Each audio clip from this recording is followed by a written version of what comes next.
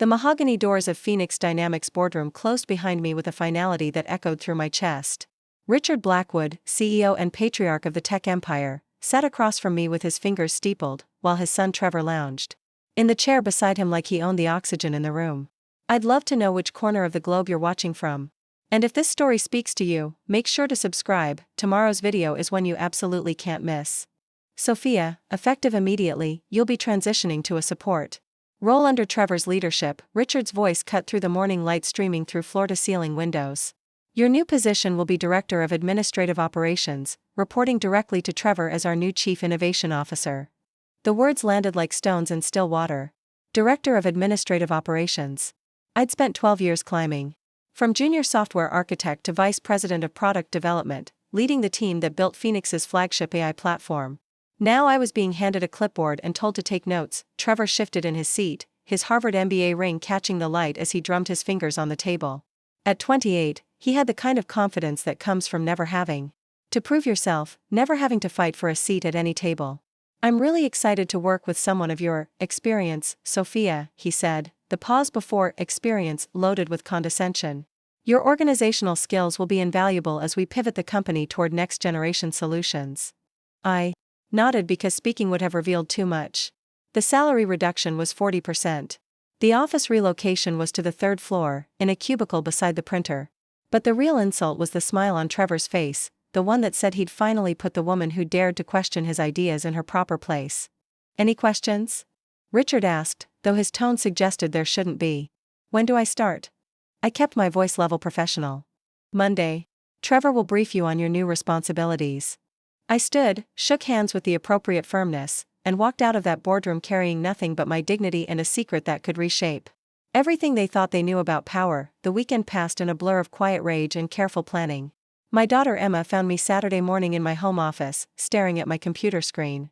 Mom, you look like you're plotting something, she said, perching on the arm of my chair. At 16, she had inherited my analytical mind and my husband's ability to read people. Just thinking about work, I replied, closing the laptop. The new job thing? Dad told me about the demotion. Her voice carried the righteous anger I couldn't allow myself to feel. It's not fair. You built half that company's products. I pulled her into a hug, breathing in the familiar scent of her shampoo. Sometimes things need to get worse before they can get better, sweetheart. That sounds like something someone says when they have a plan. Smart kid. Monday morning arrived with Seattle's typical drizzle, the kind that seeps into your bones and stays there. I walked into Phoenix Dynamics through the same lobby I'd entered for 12 years, but everything felt different. The security guard, Marcus, gave me a sympathetic nod. Word traveled fast in corporate environments, especially when it involved the CEO's son.my new cubicle was exactly what I'd expected: beige walls, a view of the parking garage, and a computer that belonged in a museum. I spent the morning organizing supplies and reading through the Administrative Procedures Manual, a document I'd helped write 3 years ago when we streamlined operations. At 10:30, Trevor appeared beside my desk like a storm cloud. Sophia, I need you to set up a meeting with the development team for this afternoon. We're announcing some major changes to the AI platform architecture. The AI platform. My platform. The one I'd conceived, designed, and nurtured through 2 years of development. Now he was going to announce changes to it like he understood the first thing about its intricate systems. Of course. What kind of changes? I asked, fingers hovering over my keyboard.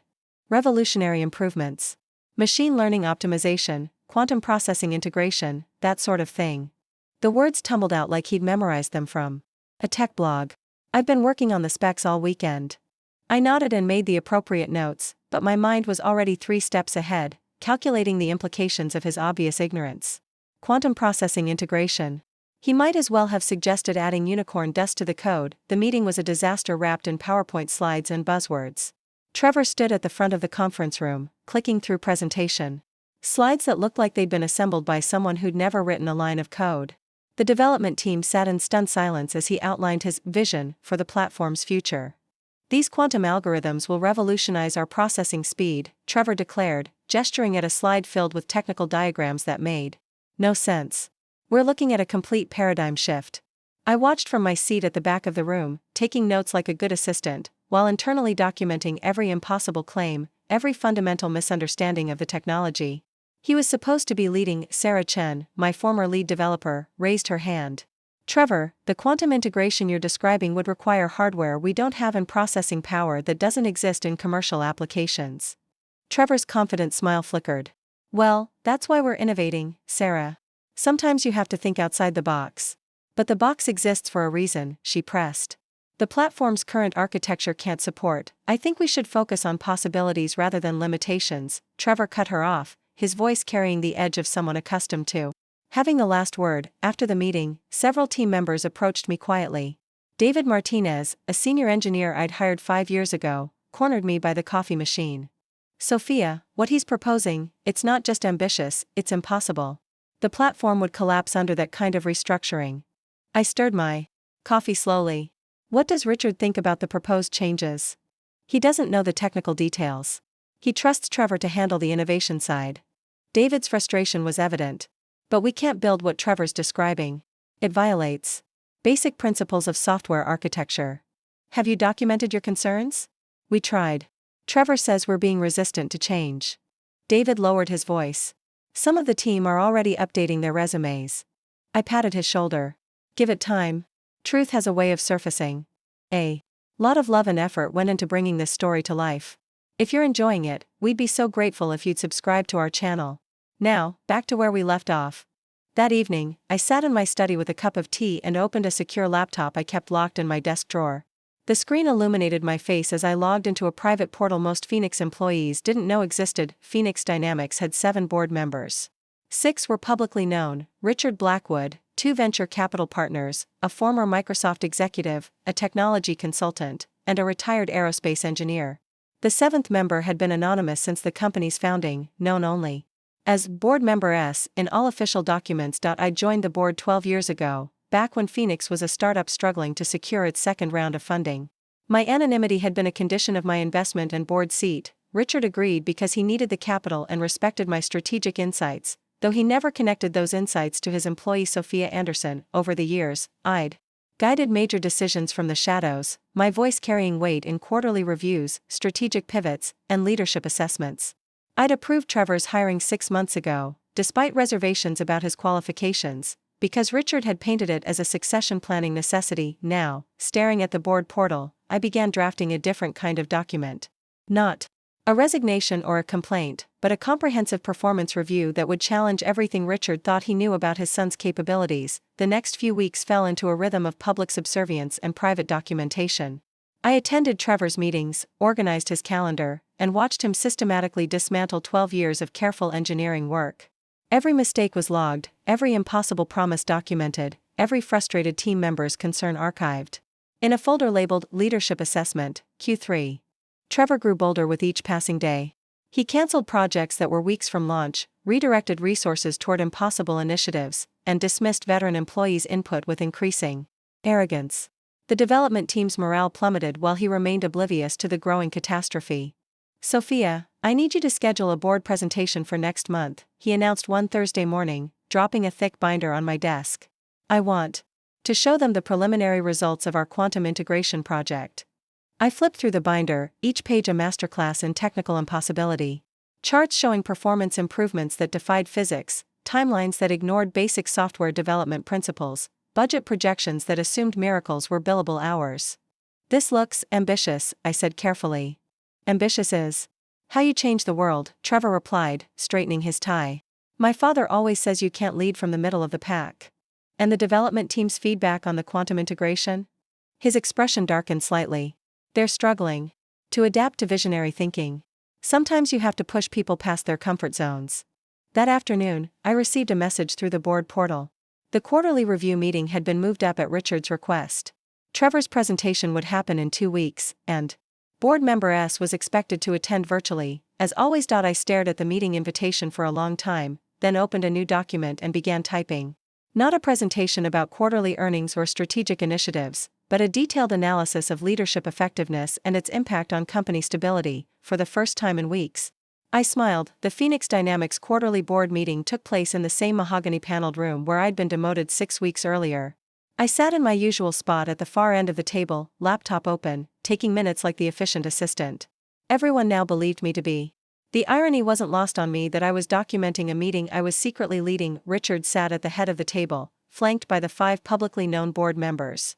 A large monitor displayed Board Member S, connected, in green text, representing my anonymous presence through an encrypted video link that showed only a black screen with voice modulation. Trevor entered 15 minutes late, arms full of presentation materials and that trademark confidence that had carried him through every unearned opportunity. He nodded to his father, barely acknowledged the other board members, and completely ignored me. "Gentlemen," he began, his voice carrying the kind of authority that comes from never being questioned, "I'm excited to share the revolutionary progress we've made on the Phoenix AI Platform Enhancement Project." I activated the voice modulation software on my hidden laptop and spoke into the nearly invisible microphone clipped to my collar. The modified voice emerged from the conference room. Speakers with digital precision. "Before we begin, I'd like to review some baseline metrics," my disguised voice announced. "Trevor, could you walk us through the platform's current performance indicators compared to 6 months ago?" Trevor's smile faltered slightly. "Well, we're in a transitional phase right now. Revolutionary change requires some temporary adjustments in traditional metrics. Could you be more specific about these adjustments?" I watched from across the table as Trevor fumbled through his notes, searching for numbers that didn't exist. The quarterly reports I'd prepared for years showed a steady decline in system performance, user satisfaction, and team productivity since his appointment. "The important thing," Trevor recovered, "is the long-term vision. Our quantum integration initiative will leapfrog the entire industry." Margaret Wu, the former Microsoft executive, leaned forward. "Quantum integration sounds intriguing, but could you explain the technical specifications? Our due diligence process requires understanding the underlying architecture." Trevor launched into his presentation, and I documented every impossible claim, every fundamental misunderstanding, every moment when his confidence exceeded his knowledge by orders of magnitude. The other board members asked increasingly pointed questions, their expressions shifting from polite interest to professional concern. "These performance projections," ventured Dr. Harrison, the aerospace engineer, "they show a 3,000% improvement in processing speed. What's the basis for these calculations?" "Quantum computing operates on different principles," Trevor replied smoothly. "Traditional limitations don't apply." "But you're not actually implementing quantum hardware, are you?" Margaret pressed. "This appears to be software optimization on existing servers. It's a hybrid approach. Revolutionary thinking requires breaking down the barriers between hardware and software solutions." I watched Sarah Chen shift uncomfortably in her seat. As the current lead developer, she'd been required to attend and support Trevor's presentation, despite knowing it was built on foundations of sand. Through my anonymous voice modulation, I asked, "Sarah, could you provide your technical assessment of the quantum integration feasibility?" Sarah looked around the room nervously. "Well, the concepts are innovative, but implementation faces some significant challenges." "What kind of challenges?"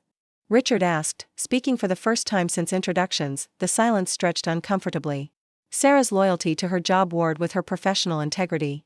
Finally, she spoke quietly. "The proposed architecture would require rewriting our entire codebase, implementing hardware we can't afford, and solving several problems that haven't been solved by anyone in the industry." Trevor's jaw tightened. Sarah's being overly cautious. "Innovation requires taking calculated risks." "These aren't calculated risks," my anonymous voice cut through his response. "They're impossibilities presented as innovations. Board Member S has reviewed the technical specifications, and the fundamental assumptions are flawed." Richard frowned. "Board Member S, you have technical expertise?" "Extensive. Which is why I'm concerned about the direction of this project and its impact on company stability." Trevor's confident demeanor began to crack. "I don't understand why we're focusing on limitations instead of possibilities. Great leaders push beyond conventional thinking. Great leaders also understand the technologies they're trying to revolutionize." I replied through the modulation. "Trevor, could you explain the difference between quantum superposition and classical parallel processing?" The question hung in the air like a sword over his head. Trevor's mouth opened and closed, searching for words that didn't come. The room watched as the facade of expertise crumbled in real time. That's a very technical question. I focus on the strategic vision rather than getting bogged down in implementation details. But the strategic vision must be grounded in technical reality, or it becomes fantasy," Margaret observed. "And fantasy isn't a business plan." Richard's expression had shifted from paternal pride to something approaching alarm. "Trevor, perhaps we should table this presentation and reconvene when you've had more time to prepare the technical documentation." "I don't need more time," Trevor snapped, his composure finally fracturing. I need a team that's willing to think beyond their limitations and a board that understands vision over minutiae. The room fell silent. In 12 years of board meetings, I'd never seen anyone speak to Richard Blackwood with that tone, especially not in front of other board members. Trevor, Richard's voice carried a warning edge, perhaps we should discuss this privately. But Trevor was beyond careful now, his frustration and embarrassment driving him forward. This is exactly what's wrong with this company. Everyone's so focused on why things can't be done that they never consider how they could be done.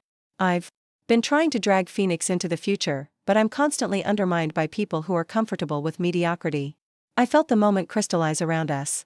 This was the fulcrum point, where careful planning met explosive opportunity. Trevor, I said through the voice modulation, you mentioned being undermined. Could you be more specific? Sophia Anderson. For one, he said, gesturing in my direction without really looking at me. She's supposed to be supporting the initiative, but she asks questions designed to create doubt. She schedules meetings with team members behind my back, plants seeds of resistance. Richard turned to look at me directly. Sophia, is this accurate? I met his eyes calmly. I've been doing exactly what Trevor asked me to do, organizing his calendar, taking notes in his meetings, and ensuring his requests are communicated clearly to the team. See? Trevor's voice rose slightly. That's exactly what I mean. Passive-aggressive resistance disguised as cooperation. Through the speaker system, my anonymous voice asked, Trevor, what specific actions has Sophia taken that constitute undermining your authority? She asks too many questions. Technical questions that are designed to make me look incompetent. And she has relationships with the development team that I can't compete with because she's been here longer. The admission hung in the air. He'd essentially confessed that his authority was threatened by someone asking basic questions about the work he was supposed to understand. Dr. Harrison cleared his throat. Trevor, are you saying that technical questions about your projects constitute insubordination? I'm saying that leadership requires trust, and constant questioning erodes that trust. In my experience, Margaret said carefully, good leaders welcome questions because they demonstrate engagement and help identify potential problems early. Richard was studying his son with an expression I couldn't quite read. Trevor, the board's role is to ask questions.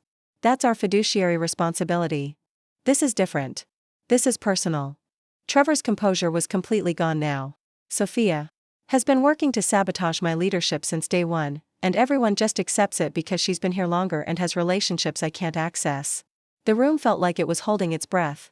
I'd watched Trevor dig his own grave with increasing efficiency, but this last statement had exposed something deeper than incompetence, a fundamental misunderstanding of what leadership actually required. Through the voice modulation, I asked quietly, what relationships are you referring to, Trevor? The board, for one.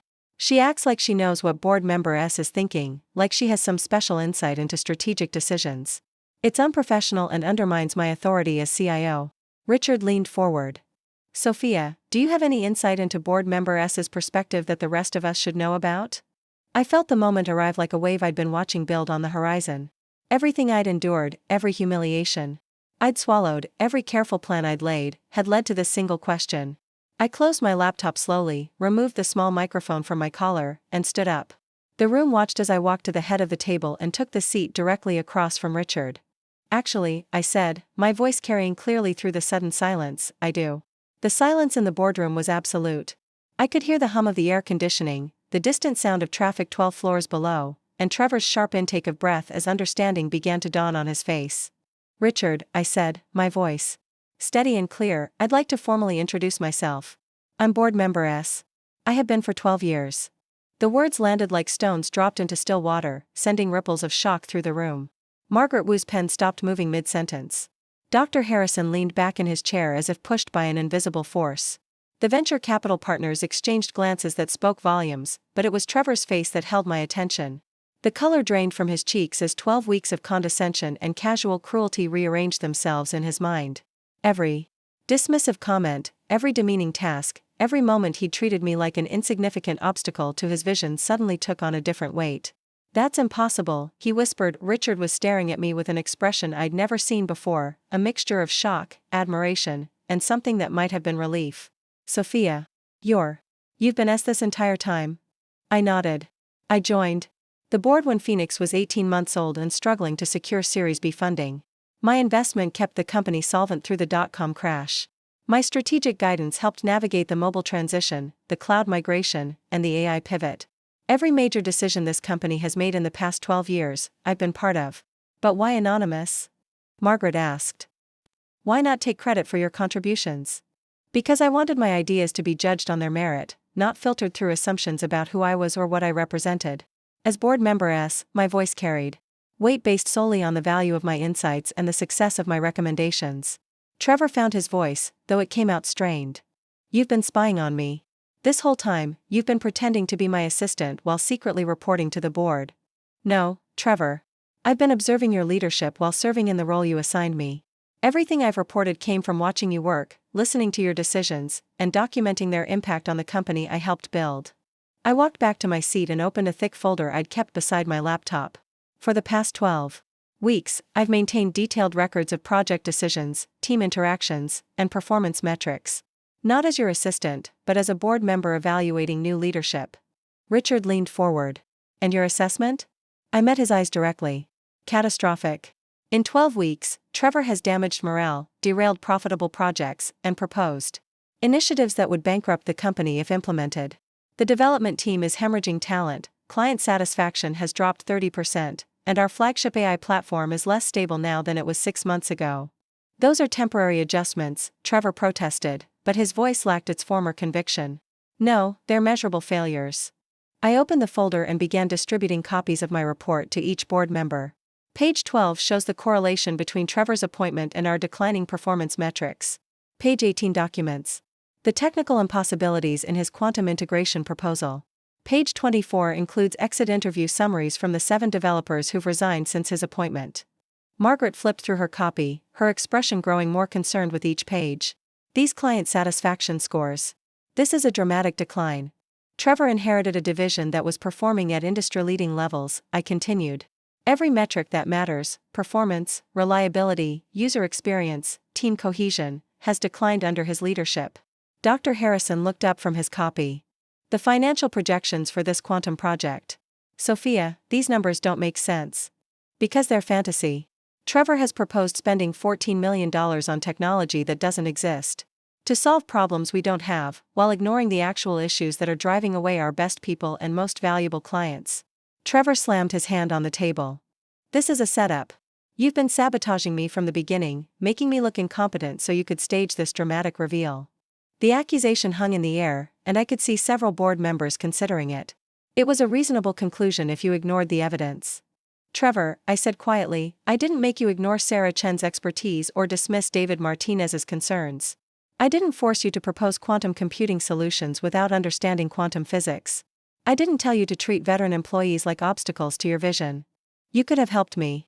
Instead of documenting my mistakes, you could have guided me, shared your knowledge. I tried. In our first week working together, I asked about your technical background and offered to explain the platform architecture. You told me you didn't need technical minutiae from support staff. I suggested weekly check-ins with the development team. You said you preferred direct leadership to consensus building. Richard was reading through my report with increasing intensity. Trevor, did you consult with any technical experts before proposing the quantum integration project? I researched it thoroughly. I spent weeks studying the possibilities. But did you consult with anyone who actually builds software for a living? The question landed with surgical precision. Trevor's mouth opened and closed, searching for an answer that wouldn't damn him further. Great leaders don't need to rely on other people's limitations, he said finally. Great leaders, I replied, surround themselves with people who know more than they do about specific subjects, then listen to their expertise. You surrounded yourself with experts, then ignored everything they told you. Margaret closed her copy of the report. Sophia, this documentation is thorough, but I have to ask, was any of this recoverable? Could Trevor have succeeded with better guidance? It was the question I'd been dreading, because the honest answer was complicated. Some of it, yes. His enthusiasm and strategic thinking could have been valuable assets with proper mentoring and technical support. But that would have required humility, collaboration, and a willingness to learn from people he'd already dismissed as obstacles. I never dismissed anyone, Trevor protested. You called Sarah Chen resistant to change when she explained why your proposals violated basic engineering principles. You described David Martinez as comfortable with mediocrity when he questioned your timeline assumptions. You told the entire development team they needed to think beyond their limitations instead of acknowledging that their limitations were based on physics, not imagination. Richard set down his copy of the report and looked at his son with an expression I couldn't quite identify.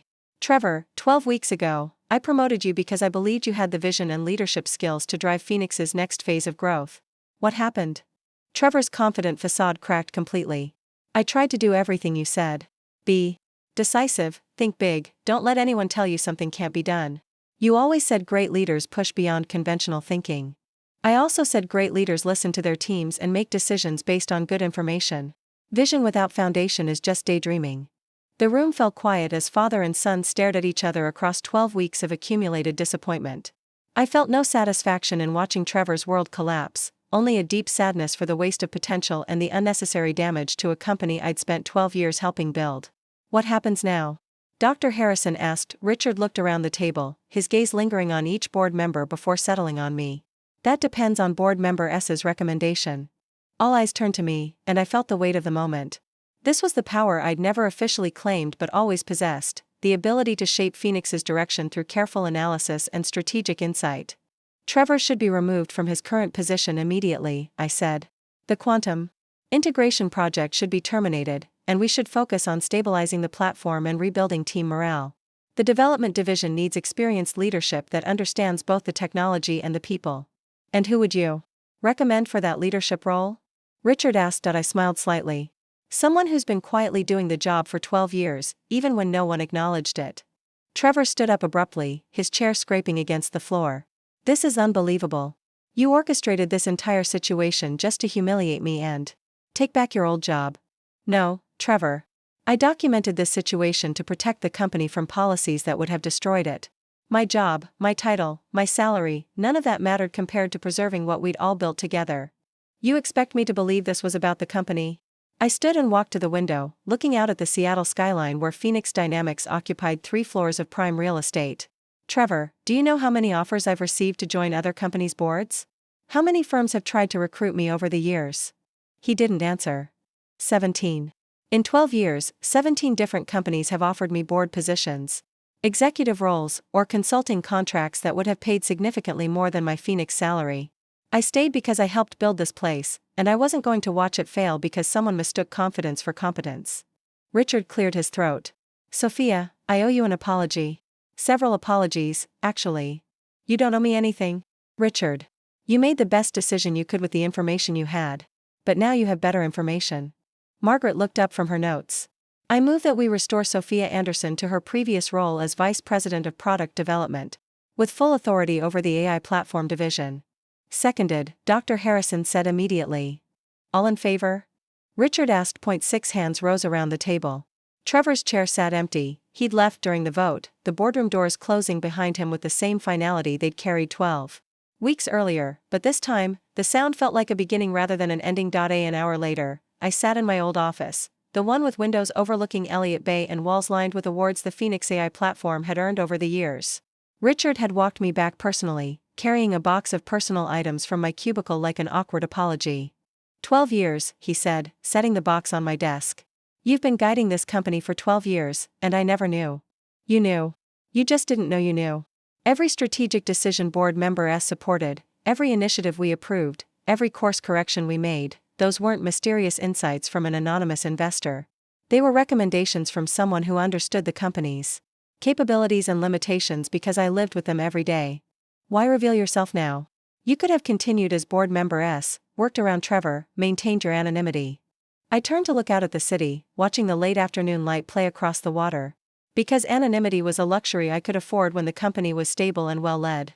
When it was in danger, hiding became a disservice to everyone. Who depends on Phoenix's success? Including Trevor? The question carried weight beyond its words. Richard wasn't just asking about business decisions, he was asking whether I'd considered his son's future, his reputation, his relationship with his father. Especially Trevor. He's 28 years old, Richard. He has time to learn from this experience, develop real expertise, and earn leadership roles based on merit rather than birthright. Letting him fail spectacularly in a role he wasn't prepared for wouldn't have helped him grow, it would have destroyed his confidence and damaged his relationship with you.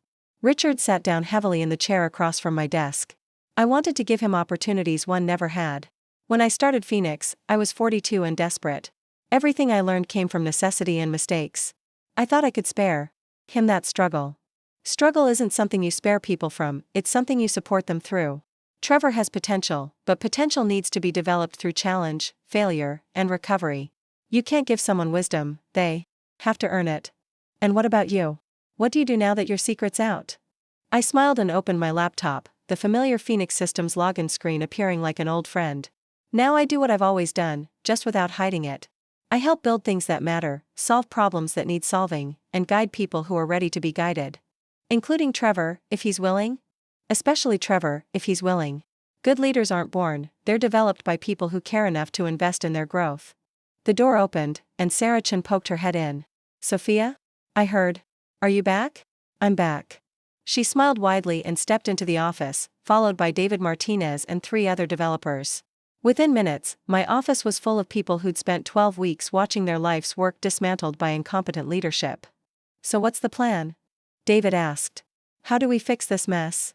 I looked around at the faces of people I'd hired, trained, and watched grow into exceptional professionals. We start by admitting that some of the damage can't be undone quickly. We've lost good people, disappointed clients, and created technical debt that will take months to resolve. But we will start fixing it tomorrow, together. And the quantum integration project? Sarah asked with a slight smile. Terminated. We're going back to building software that actually works, for clients who actually exist, using technology that actually functions. The laughter that filled my office felt like the first deep breath I'd taken in 3 months. That evening, I sat in my kitchen with Emma, helping her with calculus homework while dinner simmered on the stove. She looked up from her textbook and studied my face. You look different, she observed. Lighter, somehow. I feel different. Like I'm finally using my real voice again. Does that mean you're done plotting? I smiled at her choice of words. I was never plotting, sweetheart. I was just waiting for the right moment to stop hiding. And now I get to build things again. Openly, with people who respect the work and understand its value. Good. You're much more interesting when you're not pretending to be less than you are.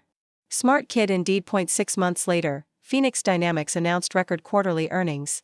Driven largely by improvements to our AI platform and the successful launch of 3 new products that had been shelved during Trevor's brief tenure.